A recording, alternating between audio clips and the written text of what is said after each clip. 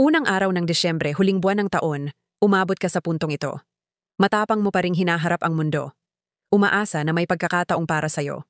Pinipilit mo pa ring abutin ang mga naudlot na pangarap at mga plano. Pinagtatagpi-tagpi ang nabasag na piraso ng iyong pagkatao. Dahan-dahang hinahakbang ang mga paa patungo sa dulo. Ang nilalaban mo. Kahit may mga kahit. Kahit ilang beses kang sinaktan ng taong ito, ng mga tao, ng mundo. Kahit ilang luha na ang natuyo na lamang sa iyong mga unan. Kahit araw-araw kang nakararamdan ng pagod. Kahit walang buwan na hindi ka binubuhusan ng problema. Kahit may mga gabing binabangungot ka ng mga pag-aalala. Kahit may mga pagkakataong nagdududa ka sa sarili mo kung kaya mo pa. Marami kang naipon sa taong ito. Galit, lungkot, paghihinayang, kasama na rin ang pagkatuto, ang paglago, ang mga maliliit na tagumpay, at ang nadagdag na tapang sa iyong puso.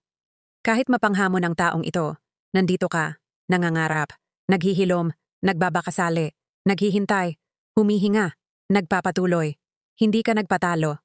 Hindi ka sumuko, kaya pasalamatan mo ang sarili mo. Kahit papano, umabot ka hanggang sa puntong ito. Ang pangaral na ito ay mula kay Meliton Leonida Lavills.